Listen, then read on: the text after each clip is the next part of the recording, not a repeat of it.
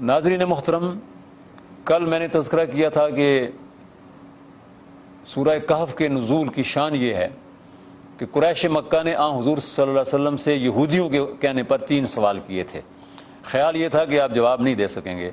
اللہ تبارک و تعالیٰ نے ان تینوں سوالوں کا شافی جواب دیا ہے۔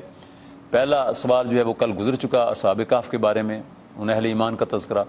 دوسرا سوال موسیٰ اور خضر کی ملاقات تھی، تو موسیٰ علیہ السلام اپنے غلام یوشع بن نون کے ساتھ چل پڑے اور اللہ نے جو نشانی بتائی تھی اس مقام پر پہنچے جہاں مچھلی، کہا تھا کہ بھونی ہوئی مچھلی جو ہے وہ نکل کر تمہارے اس جھولے میں سے یا تمہارے اس تھیلے میں سے وہ نکل کر دریا میں کود جائے گی، تو دریا میں کود گئی۔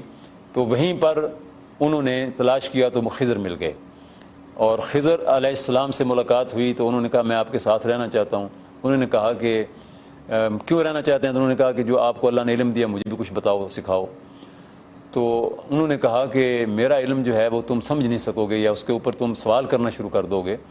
تو انہوں نے کہا کہ نہیں، میں سوال بھی نہیں کروں گا، جو آپ کہیں گے میں سنوں گا اور جو آپ کریں گے میں دیکھوں گا۔ چنانچہ وہ چل پڑے۔ چلتے چلتے وہ ایک کشتی میں دونوں سوار ہو گئے۔ جب کشتی میں سوار ہوئے تو خضر نے کشتی میں سوراخ کر دیا، حتی اذا رکبا فی الفلک۔ وہ کشتی میں سوار ہوئے تو موسیٰ علیہ السلام نے کہا قال اخرقتها لتغرق اہلها۔ انہوں نے جب سوراخ کیا تو انہوں نے کہا کیا تو نے اس کے اندر سوراخ کر دیا کہ جو اس کے اوپر بیٹھے ہوئے ان کو غرق کر دو؟ تو انہوں نے کہا میں نے تمہیں کہا تھا کہ تم سوال نہیں کرو گے۔ تو انہوں نے کہا اچھا مجھ سے غلطی ہوئی، تم اس کے پر زیادہ سختی نہ کرو، میں آئندہ نہیں سوال کروں گا۔ کشتی کو چھوڑ دیا وہاں، ظاہر ہے کہ اس میں سوراخ کر دیا تھا۔ پھر چل پڑے۔ جاتے جاتے دیکھا حتی اذا لقیا غلاما فقتلہ، سامنے سے ایک خوبصورت نوجوان لڑکا آ رہا تھا۔ خضر نے آؤ دیکھا نہ تاؤ دیکھا، اسے قتل کر دیا۔ اب یہ بات تو ایسی تھی کہ اس پر خاموش رہنا ممکن ہی نہیں تھا۔ تو انہوں نے کہا اقتلت نفسا زکیۃ بغیر نفس لقد جئت شیئا نکرا، تو نے ایک بے گناہ انسان کو قتل کر دیا، کتنا برا کام کر دیا، یہ کیسے تم نے کر دیا؟ قال الم اقل لک انک لن تستطیع معی صبرا۔ تو خضر نے کہا کہ میں نے تمہیں کہا تھا نا کہ تم صبر نہیں کر سکو گے، تمہارے اندر استطاعت نہیں ہے کہ میں جو کچھ کروں اس پر صبر کرتے رہو۔ تو پھر موسیٰ علیہ السلام نے کہا اچھا اب اگر میں نے سوال کیا تو تمہیں حق ہوگا کہ مجھے اپنے سے الگ کر دو۔ چل پڑے، یعنی وہ کشتی میں سوراخ بھی کر دیا، نوجوان کو قتل بھی کر دیا، اور اب چل پڑے تو ایک بستی میں پہنچے، سفر لمبا کر کے۔ بستی کے لوگوں سے کہا بھائی ہم مسافر ہیں، تو انہوں نے کہا کہ ہم تو یہ کسی مسافر کو پانی وانی نہیں پلاتے، اور آپ جائیں جا کر کہیں اور جا کر پئیں، ہم تو نہ کسی کی خاطر خدمت کرتے ہیں نہ تواضع کرتے ہیں۔ فابوا ان یضیفوہما، انہوں نے ان کی مہمان نوازی سے انکار کر دیا۔ اب ہونا تو یہ چاہیے تھا کہ ایسے نمک حرام لوگوں کو ان کے حال پر چھوڑ دیا جاتا اور آگے بڑھ جاتے، لیکن خضر نے کہا کہ آؤ یہ دیوار جو گرنا چاہتی ہے وہ سیدھا دیوار ہے، اس دیوار کی تعمیر کر دیں۔ تو موسیٰ علیہ السلام نے کہا عجیب آدمی ہو، وہ ہمیں پانی تک نہیں پوچھ رہے اور تم بغیر کسی مزدوری کے ان کی دیوار تعمیر کرنا چاہتے ہو۔ تو خضر علیہ السلام نے کہا کہ ھذا فراق بینی و بینک، اب میرے اور تمہارے درمیان فراق ہو جائے گا، کیونکہ 3 مرتبہ میں نے 3 کام کیے اور تم نے تینوں مرتبہ باوجود کہنے کے کہ سوال نہیں کرو گے سوال کر دیا۔ آؤ میں تمہیں اس کی حقیقت بتاؤں۔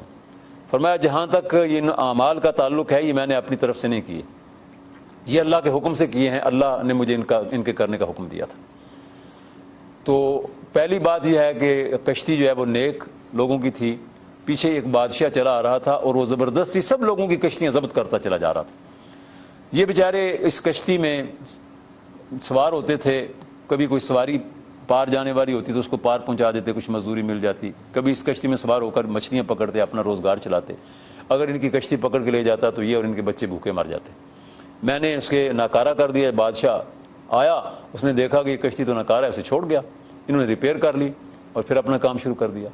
وہ لڑکا جو تھا جس کو میں نے قتل کیا، اس کے ماں باپ بڑے نیک ہیں، اور یہ لڑکا جو ہے اس کے عزائم بڑے خطرناک تھے، اس نے بہت برے برے ارادے باندھے ہوئے تھے۔ اللہ تبارک و تعالیٰ ان نیک والدین کو اس بدنامی سے بچانا چاہتا تھا، اور اللہ نے حکم دیا کہ اس کو اسی عمر میں قتل کر دو، اور اللہ تعالیٰ اس کے بدلے میں ان کو ایک بیٹا عطا فرمائے گا جو بہت نیک فرما بردار ہوگا۔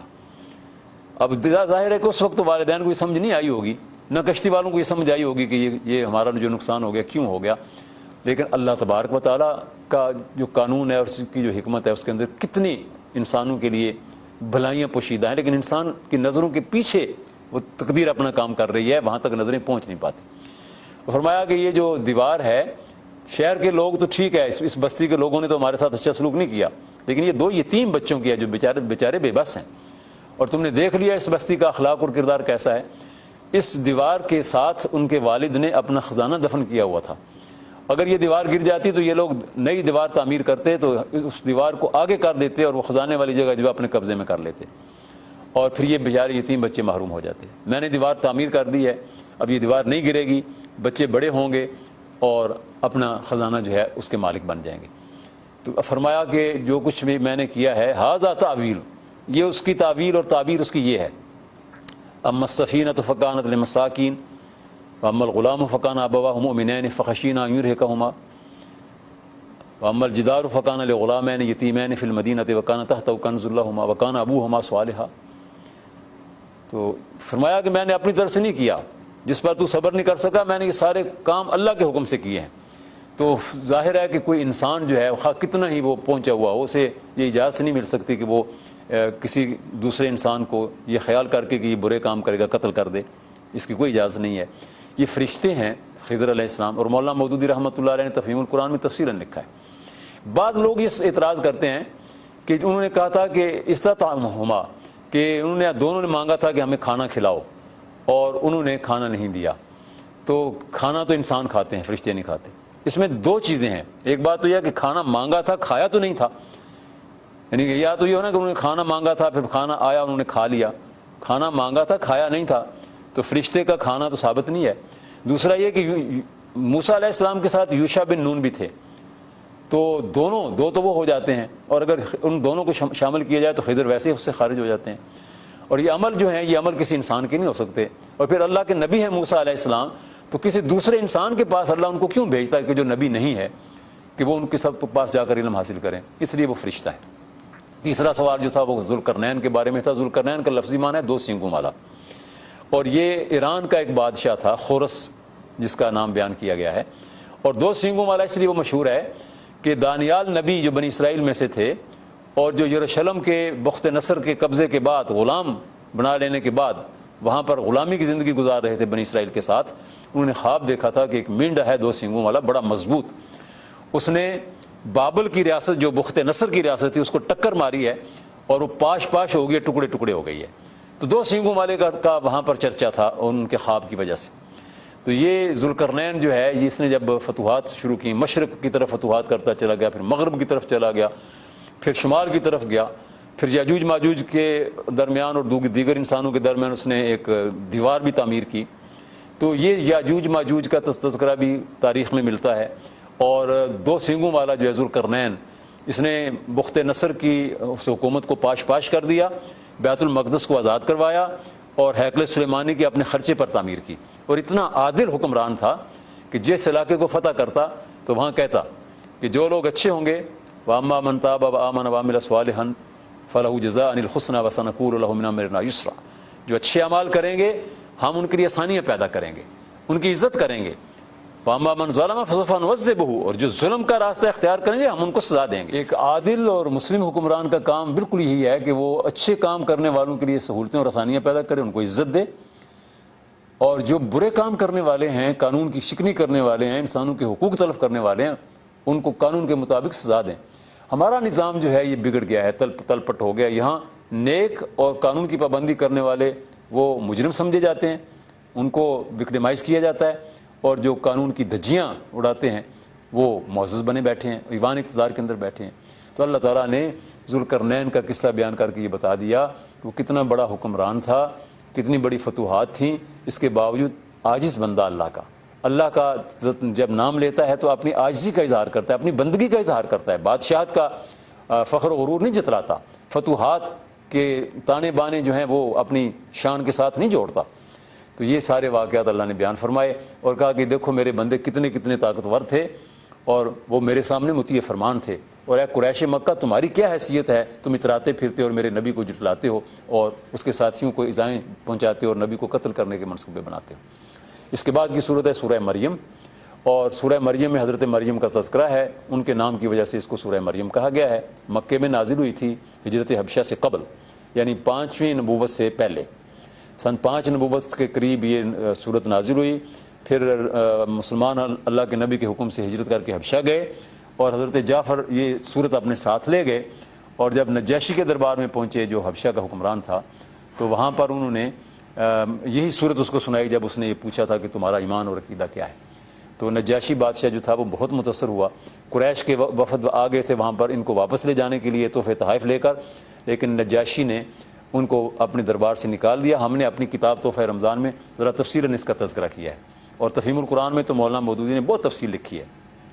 پھر بادشاہ نے ان کے تحفے تحائف قریش کے سرداروں کے واپس کر دیے.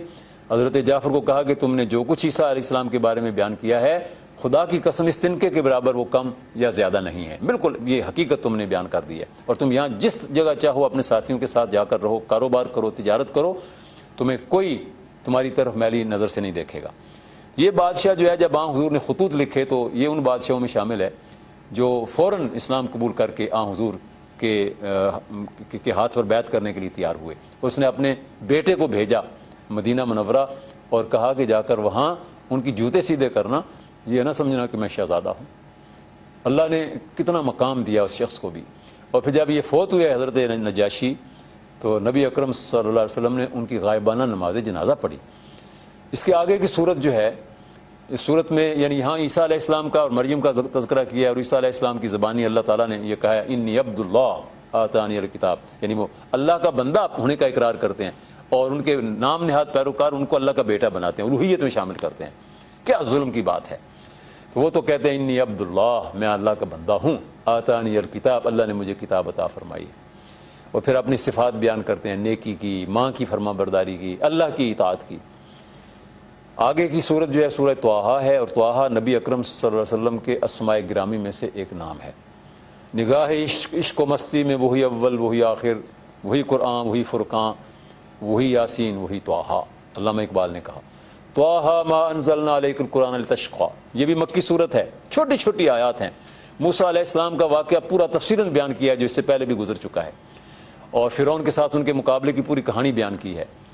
اور اس کے آغاز میں اللہ تعالیٰ نے جو آیات نازل کی ہیں ان کی شان یہ ہے کہ جب یہ نازل ہوئیں تو صحابہ کرام یاد کرتے تھے ان آیات کو. عمر بن خطاب آن حضور کے دشمن تھے, اسلام کے دشمن تھے, آپ کو قتل کرنے کے ارادے سے دارالندوہ سے نکلے تھے.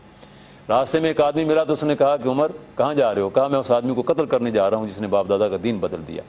کہا پہلے اپنے گھر کی خبر لو, تمہاری بہن فاطمہ اور تمہارا بہنوئی سعید بن زید وہ دونوں مسلمان ہو چکے ہیں. تو بہن کے گھر کی طرف گئے, دروازہ کھٹکھٹایا اور جب وہاں سے قرآن کی پڑھنے کی آواز آ رہی تھی تو سن لیا, سمجھ گئے کہ ہاں یہ انہوں نے اپنے باپ دادا کا دین چھوڑ دیا. بہن کو اور بہنوئی کو لہو لہان کر دیا. تو ان کی بہن نے کہا کہ عمر سن لو, تم ہماری ہڈیوں کو توڑ سکتے ہو, ہمارے گوشت کو نوچ سکتے ہو, لیکن ہمیں اسلام سے برگشتہ نہیں کر سکتے. جاؤ جو کچھ کرنا کر لو. پر یہ بات سننا تھا کہ دل پر ضرب لگی اور اسی وقت کہا کہ مجھے وہ آیات سناؤ. یہ آیات پڑھ کر سنائی گئیں.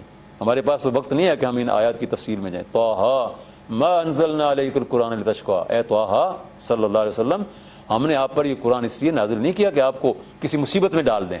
اللہ تذکرۃ لمن یخشیٰ, یہ تو ایک اللہ کی طرف سے نصیحت ہے ان لوگوں کے لیے جو اللہ کا خوف اور خشیت اپنے دل میں پیدا کریں. تو یہ آیات پڑھی جا رہی تھیں. عمر کا دل جو ہے وہ بالکل تبدیل ہوتا چلا جا رہا تھا اور وہاں سے اٹھے اور دار ارقم میں گئے, تلوار ہاتھ میں تھی.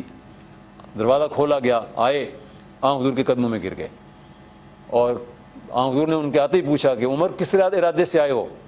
تو کہا جی میں اسلام قبول کرنے کے لیے آیا ہوں.